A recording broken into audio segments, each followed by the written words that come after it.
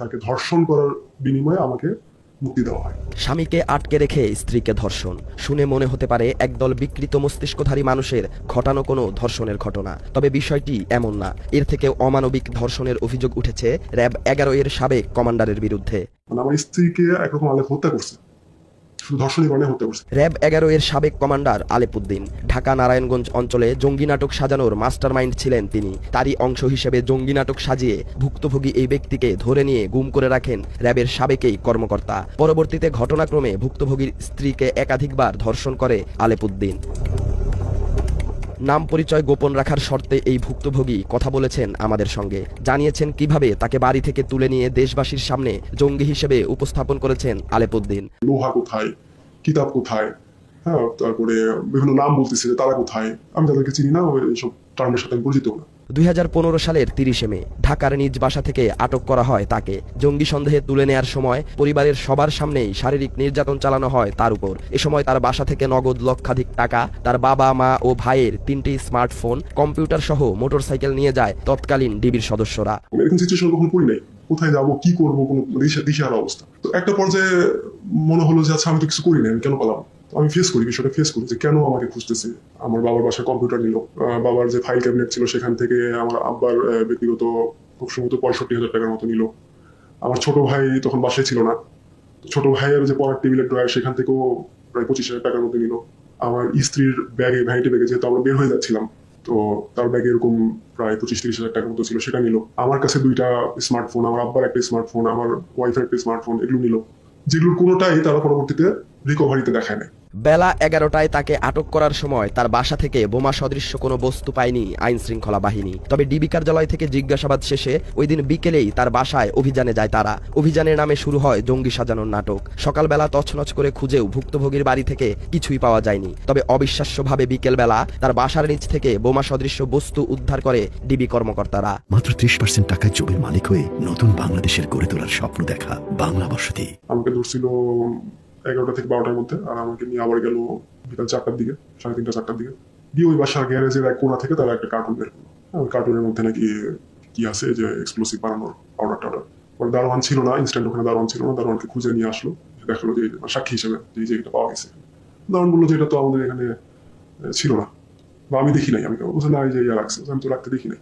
এরপর ভুক্তভোগী এই ব্যক্তিকে 8 দিন গুম রাখা হয়। গুমের পর একাধিক মিথ্যা মামলা দিয়ে 3 দফায় 28 দিনের রিমান্ডে নেওয়া হয় তাকে। নিরপরাধ ছেলের জন্য বাবা, স্বামীর জন্য স্ত্রী ও ভাইয়ের জন্য ভাই ছুটতে থাকেন এক অফিসার থেকে আরেক অফিসারের কাছে। তবে তাদের কোনো লাভ হয়নি। লাভ হয়েছে তৎকালীন ডিবি অফিসারদের। রিমান্ডে নির্যাতন না করার শর্তে স্বজনদের কাছ থেকে প্রায় 7 লাখ টাকা ঘুষ নেয় ওইসব অফিসাররা। এবং সে আমার আব্বার নাম পর্যন্ত মামলা নির্ধারণে ঢুকায় দেয়, যদিও গ্রেপ্তার করে না। মানে একটা জাস্ট আতঙ্কে রাখার জন্য। কারো কাছে 50,000, কারো কাছে 1 লাখ, কারো কাছে 3 লাখ, 5 লাখ, এরকম মানে প্রচুর টাকা তারা রিমান্ডকালীন সময়ই হাতে নিছে, যে টাকাটা দিলে আমাকে মামলা তো অলরেডি দিয়ে দিছে, মামলা আর বাড়াবে না, বা মামলাটা হালকা করবে, অথবা রিমান্ডে টর্চার করবে না, বা রিমান্ড দিবে না।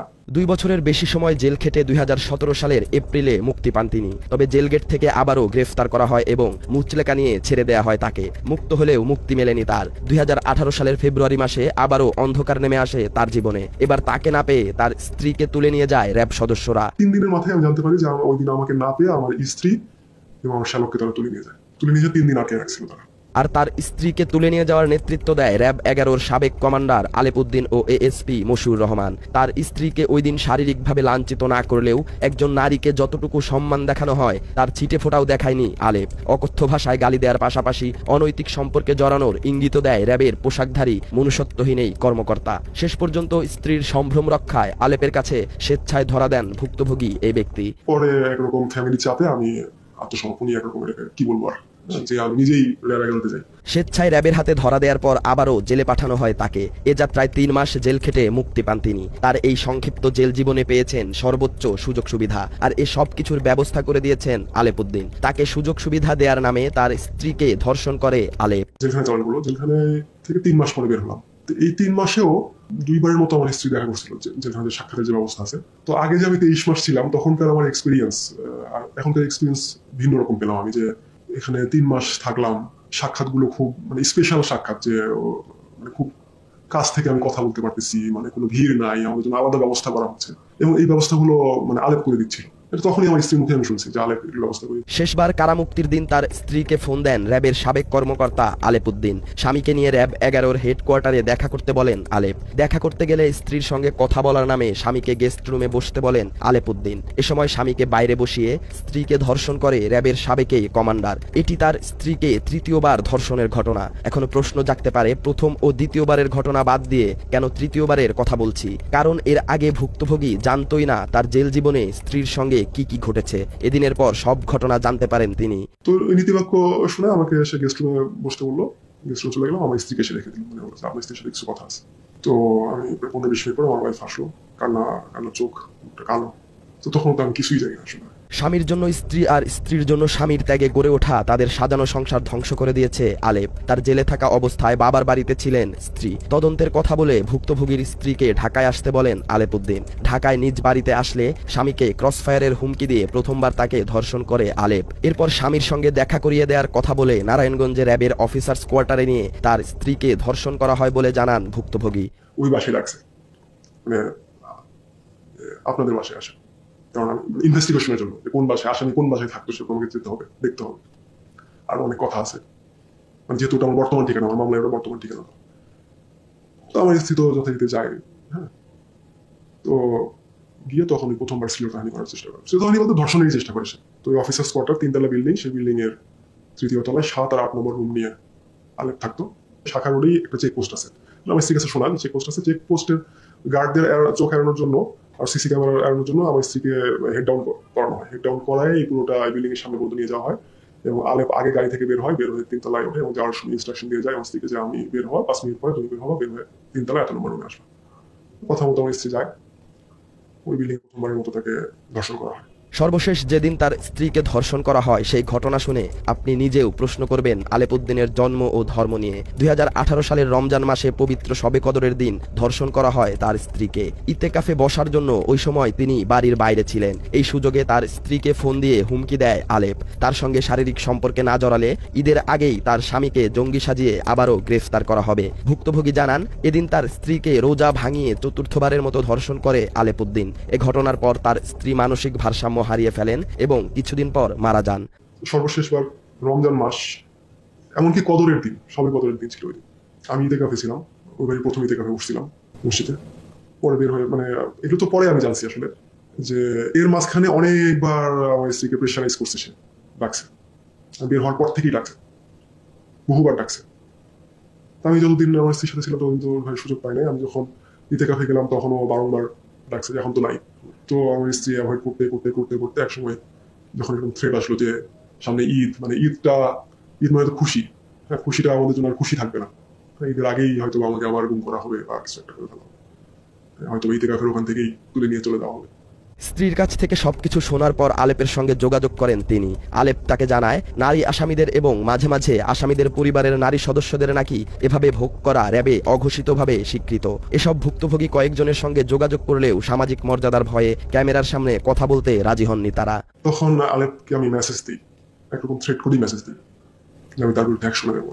কথা বলার চেষ্টা করি, ফোন দিই, ফোন ধরে না, ফোন ধরে না, ফোন না ধরার পরে আমি তাকে মেসেজ দিই।